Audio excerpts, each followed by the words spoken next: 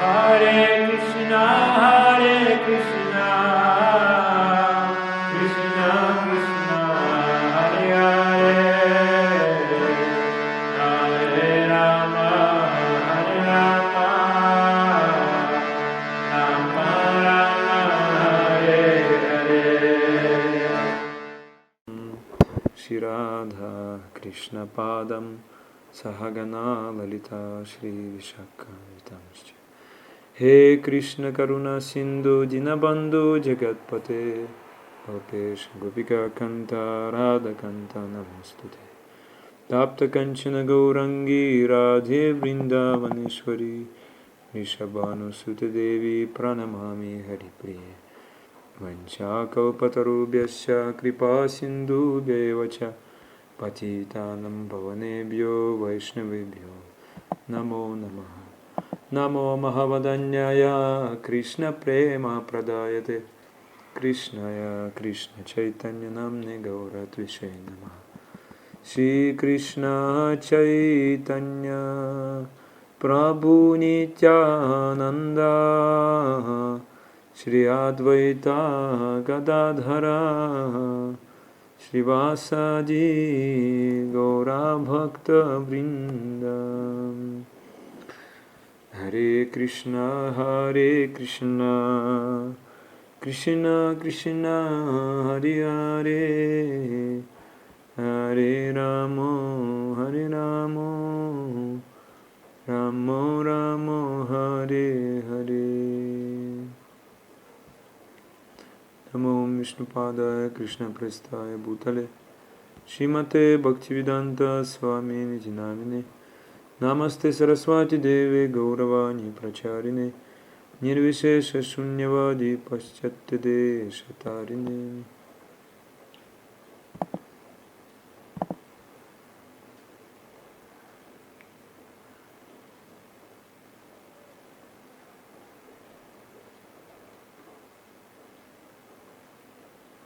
Hare Krishna. Salut à tous. Je tiens à vous exprimer ma gratitude pour nous avoir donné l'occasion de parler de Sanatana Dharma, de Bhakti Yoga. Avant de commencer à prêcher la conscience de Krishna, j'ai moi-même travaillé comme enseignant. J'ai enseigné le russe en Russie, le russe aux écoliers. Je suis né en Russie. Dès l'enfance, j'ai vu que l'éducation en Russie était de très mauvaise qualité. J'ai vu des enseignants ne pas développer de bonnes habitudes d'hygiène. Ils disent aux enfants, ne fumez pas. Cependant, ils fument eux-mêmes. Nous voyons le triste état de la société moderne. Les gens ont tellement d'attachement à l'Internet, au smartphone. Les gens pensent que la satisfaction de soi apporte le bonheur. Mais c'est une erreur. En fait, le bonheur est basé sur l'austérité. En sanskrit, tapasya. Il y a plusieurs milliers d'années, le grand roi et saint Rishabhadev a dit cela. Il a dit à ses fils que l'humanité devrait apprendre à accomplir les austérités divines, tapo divyam, et alors tous les problèmes des gens seraient résolus. On peut se demander à quoi bon faire pénitence. Rishabhadev explique que le tapasya, l'austérité, est nécessaire pour acquérir des connaissances. Quand une personne est pure, quand la conscience d'une personne est pure, alors elle peut comprendre une connaissance profonde. Par conséquent, dans notre mouvement international pour la conscience de Krishna, nous suivons les 4 principes régulateurs. Nous ne mangeons pas de viande, de poisson et d'œufs. Nous ne nous enivrons pas. Nous ne nous engageons pas dans le jeu d'argent. Nous nous engageons pas dans des relations sexuelles illicites. Celui qui enseigne aux autres, qui transmet des connaissances aux autres, doit être pur. Alors d'autres personnes communiquant avec lui pourront aussi se purifier. Le Shabbadev a dit ce qui suit à ce sujet: Gurur na sasyat, swajano na sasyat, Pita na sasyat, janani na sasyat, Daivam na tatsyan, na patischa sasyan, Namo chedya samapeta mrityum. Srimad Bhagavatam, 15 chants, 15 chapitres, 18 shlok. 18 vers. Celui qui ne peut pas délivrer ses dépendants du chemin de naissance et de mort répété ne devrait jamais devenir un maître spirituel, un parent, un père, un mari, une mère, un demi-dieu vénérable. Très important, très important. Un enseignant, un maître spirituel est comme un médecin. Si une personne vient chez un médecin, le médecin lui donne des médicaments et un régime alimentaire. De quelle maladie pouvons-nous nous débarrasser si nous venons voir un enseignant? Le Veda dit: Om Magyan Timrandasya. Cette maladie est la maladie de l'ignorance. Rishabhradev explique cela plus en détail. Il dit: Samupeta Mrityum est une maladie à cause de laquelle nous devons naître et mourir encore et encore. Et la raison en est que de la naissance nous sommes dans l'ignorance. Nous devons donc acquérir des connaissances. Toute personne âgée est appelée Guru, et il est de son devoir de libérer ses disciples de la naissance et de la mort en leur donnant la connaissance. Et ainsi, une personne peut devenir immortelle. Ne parlons pas de religion maintenant. Une personne peut choisir n'importe quelle religion, mais malgré cela, elle peut rester dans l'ignorance. Je vis maintenant dans l'Himalaya, et ici beaucoup de gens vénèrent le Seigneur Bouddha, beaucoup de chrétiens aussi, beaucoup d'hindous. Il a été prédit dans notre écriture Srimad Bhagavatam que le Seigneur Bouddha naîtra à l'âge de Kali. Srimad Bhagavatam a été écrit il y a 5000 ans. Le Seigneur Bouddha est venu il y a 2600 ans. Et il a vu que les gens à cette époque étaient dans l'ignorance. Bien qu'il ait suivi les Védas, ils sont restés dans l'ignorance. Ils mangeaient de la viande et tuaient des animaux en accomplissant des sacrifices védiques. Et Bouddha a interdit de suivre les Védas. Mais malgré cela, Bouddha a commencé à enseigner aux gens le principe védique, ahimsa, himsa paramo dharmo. Jésus-Christ a également dit: tu ne dois tuer personne. Ahimsa signifie non-violence. Lorsque nous parlons de Védas, nous ne disons pas qu'il fait suivre une religion. Il est exact de dire qu'il n'y a qu'une seule religion, qui est le Sanatana Dharma, mais il existe de nombreuses traditions religieuses. Le Sanatana Dharma est basé sur le Veda. Et le mot Veda signifie la connaissance. Je viens de Russie. La Russie occupe la deuxième place après l'Inde en termes de nombre d'adeptes d'ISKCON. Beaucoup de gens s'intéressent à la conscience de Krishna parce que c'est la seule solution à tous les problèmes. Ce mot conscience de Krishna signifie conscience pleinement épanouie, c'est-à-dire conscience de Krishna, Purna Vikasita Chetana en sanskrit. Conscience pleinement épanouie. Une personne dans la conscience de Krishna est un véritable pacificateur. Krishna dit: Bhoktaram yagetapasam sarvalokamaheshwaram suhridam sarvabhutanam gyatva mam shantim richati. Parce qu'il me sait la bénéficiaire ultime de tous les sacrifices et de toutes les austérités, le souverain suprême de toutes les planètes et de tous les devas, l'ami et bienfaiteur de tous les êtres, l'être pleinement conscient de ma personne échappe aux souffrances matérielles et connaît dès lors la paix. Tout le monde dit que l'Inde est pleine de paix. shanti. Mais enfin, on voit que les gens sont dans l'anxiété. Les gens ne savent pas où trouver la paix parce qu'ils ne peuvent pas rencontrer un vrai gourou, le maître spirituel, et recevoir de lui des connaissances. L'Inde essaie de suivre les Occidentaux. Mais la richesse de l'Inde, c'est précisément le savoir védique. Si une personne reçoit cette connaissance, elle acquérera toutes les meilleures qualités. Nous avons déjà dit que le Seigneur Bouddha a prêché le principe de la himsa. Jésus-Christ a parlé de la même chose. Il a dit « ne tuez pas ».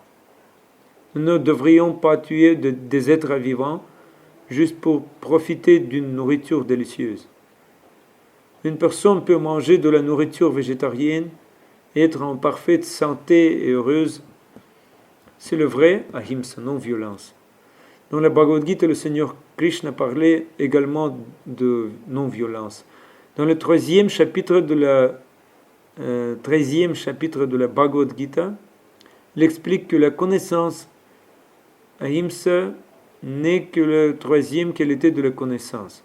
La première qualité est l'humilité. La deuxième qualité est l'absence de fierté.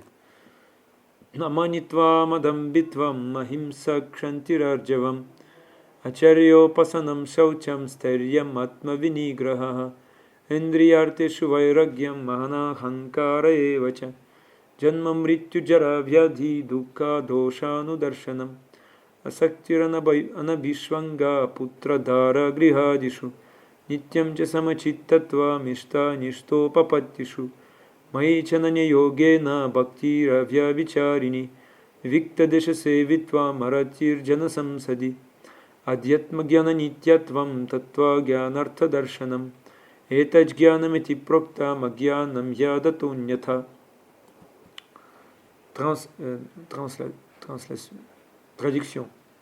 L'humilité, la modestie, la non-violence, la tolérance, la simplicité, l'acceptation d'un maître spirituel authentique, la pureté, la constance, la maîtrise de soi, le renoncement aux objets du plaisir des sens, l'enfranchissement de faux égaux, la perception que naissance, maladie vieilleuse et mort sont des maux funestes, le détachement, l'émancipation des liens familiaux, femmes, enfants, foyer et tout ce qui s'y rattache, l'équanimité en toute situation, agréable ou pénible, la dévotion pure et assidue relève de la connaissance, laquelle implique aussi l'aspiration à vivre en un lieu solitaire, le désintérêt des fréquentations profanes, la reconnaissance de l'importance de la réalisation spirituelle et la quête philosophique de la vérité absolue. Tel est, je le déclare, le savoir et l'ignorance, tous ceux qui s'en écartent.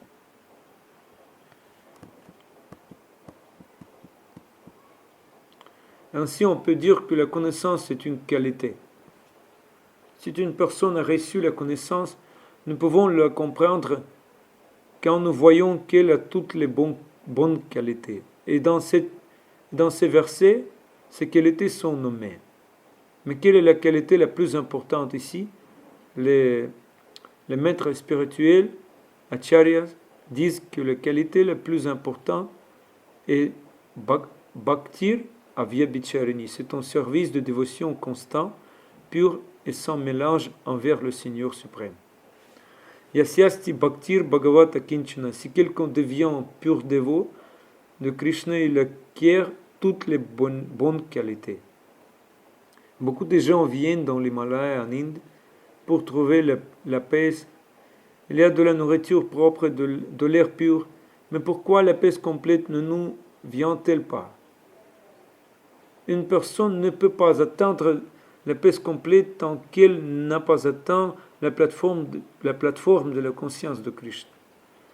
Une personne peut être très instruite, bien connaître les mantras védiques, cependant, cela ne signifie pas qu'il pourra connaître Bhagavan Krishna.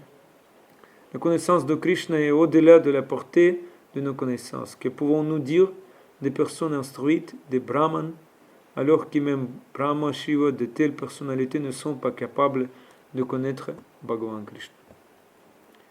Comment pouvons-nous connaître et comprendre Bhagavan? Si nous allons écouter attentivement les très chers dévots de Bhagavan pendant qu'ils parlent de Bhagavan, alors nous pouvons le connaître. Ceux qui parlent de Bhagavan sont de purs des dévots. Ils sont au-delà de l'influence de trois modes de la nature matérielle, la passion, l'ignorance et la bonté. Par conséquent, ils sont capables de parler de Bhagavan Krishna. Si nous allons les écouter, alors nous pouvons connaître Bhagavan Krishna. Quand un pur dévot parle de Bhagavan, il dit ce qui est dit dans les shastras, les écritures, pas quelque chose généré par son esprit. Il ne peut être Bhagavan, le Seigneur suprême, que sur la base des confirmations shastras, les écritures. Les shastras sont très détaillés sur Bhagavan, qui est son père, sa mère. Là où Bhagavan est né sur cette planète, tout cela est mentionné dans le shastra, dans l'écriture védique. De nos jours, il y a beaucoup de prétendants qui prétendent être Bhagavan. Srila Prabhupada a dit, peuvent-ils prouver qu'ils sont Bhagavan? Ils s'annoncent comme Bhagavan. Contrairement à nous, Bhagavan n'est pas une personne matérielle. Son corps est spirituel. Et il demeure dans une demeure spirituelle. Notre corps est matériel et nous sommes dans le monde matériel.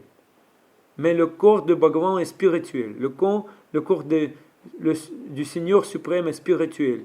Et il est dans le monde spirituel, pas dans le monde matériel.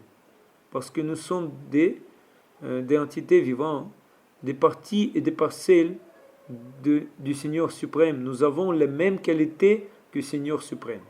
Par conséquent, nous devons également être dans une position spirituelle, à un niveau spirituel.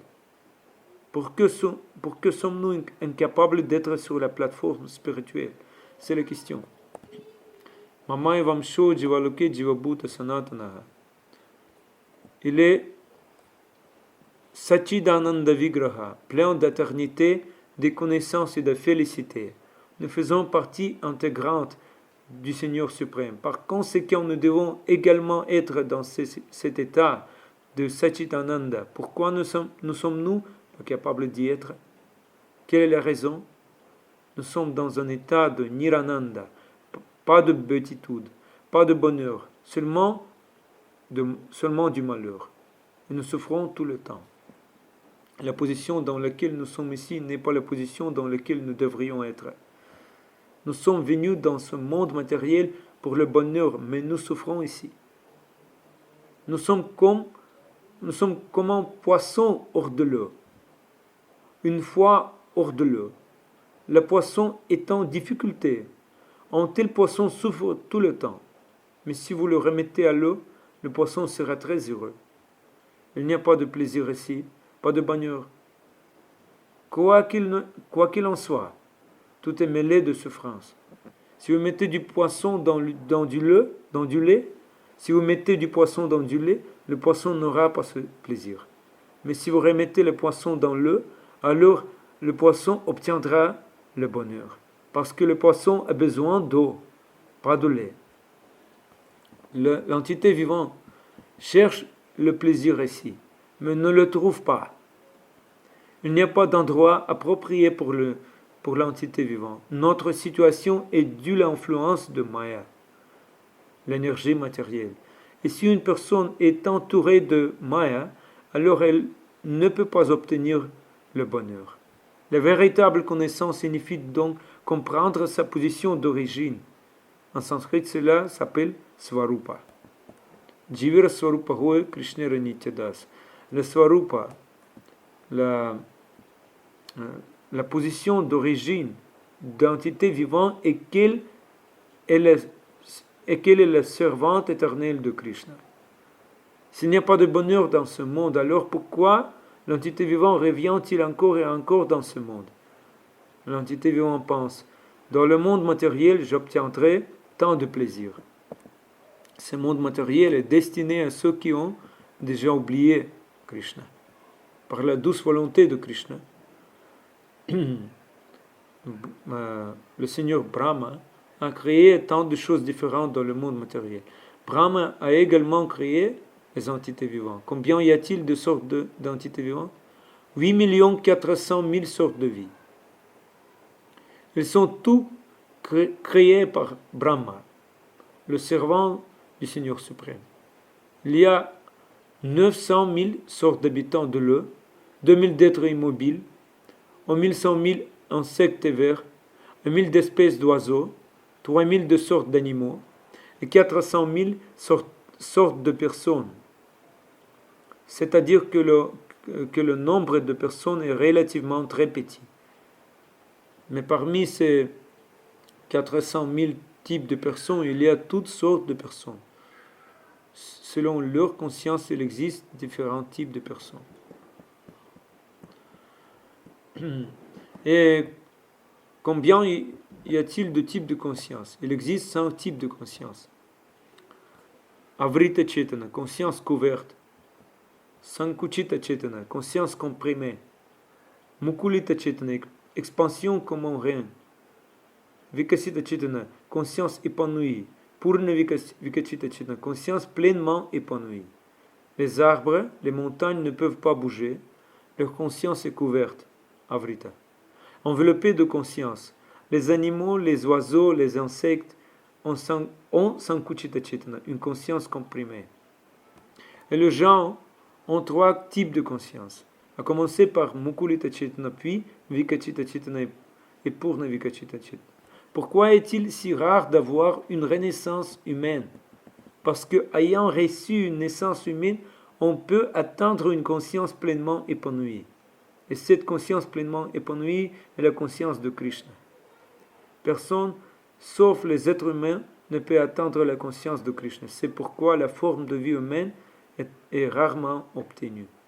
Mais pourquoi l'entité vivante souffre-t-il ici dans le monde matériel? Parce qu'elle a oublié son Swarupa, son position d'origine. Elle a oublié la Swarupa de Krishna, sa propre Swarupa. C'est pourquoi il souffre ici. Il pense, je vais profiter de ce monde. Par conséquent, il est soumis à toutes sortes de souffrances. Quel est le sens du jiva? Jiva, en sanskrit, l'entité vivante est appelée jiva. Le jiva doit donner du plaisir. L'entité vivante doit donner du plaisir. Il ne peut pas prendre du plaisir. L'entité vivante est serviteur, servant, sevaka. Quand le jiva pense qu'il est celui qui aime, alors il oublie Krishna. Lorsque le jiva oublie Krishna, le jiva vient immédiatement dans le monde matériel. Dans le Bhagavad Gita, le Seigneur Krishna instruit Arjuna et à la fin, il dit « Abandonne-toi simplement à moi et abandonne tous les autres types de dharma, de religions. Je te libérerai de réaction de tous des péchés, n'aie pas peur. » Le Seigneur Krishna sait que le Kali Yuga arrive bientôt, l'âge de Kali, et dans l'âge de Kali, tout le monde a peur. Si je chante Hare Krishna maintenant, si j'adore Krishna, que diront les autres à mon sujet? Ils me critiqueront. Vous avez quitté votre tradition, vous avez changé de religion. Par conséquent, le Seigneur Krishna a dit, n'ayez peur de rien. Le Seigneur Krishna savait aussi qu'il serait difficile pour les gens du Kali Yuga, d'âge du Kali, de comprendre le Bhagavad Gita. Ils donneront beaucoup de fausses interprétations, de faux commentaires. Par conséquent, pour donner un exemple de la façon de suivre les instructions de la Bhagavad Gita, le Seigneur Krishna lui-même est apparu il y a 500 ans en tant que Seigneur Chaitanya Mahaprabhu. Il est Krishna lui-même, mais il est venu sous la forme d'un dévot de Krishna pour nous enseigner comment accomplir le bhakti, la dévotion, le service, dévotion. Par conséquent, nous nous suggérons d'étudier ce livre de Srila Prabhupada. Nous vous invitons également à essayer mantra japa méditation avec nous. Hare Krishna, Krishna Krishna, Hare Hare, Hare Rama, Rama Rama, Hare Hare. Merci beaucoup. Avez-vous des questions?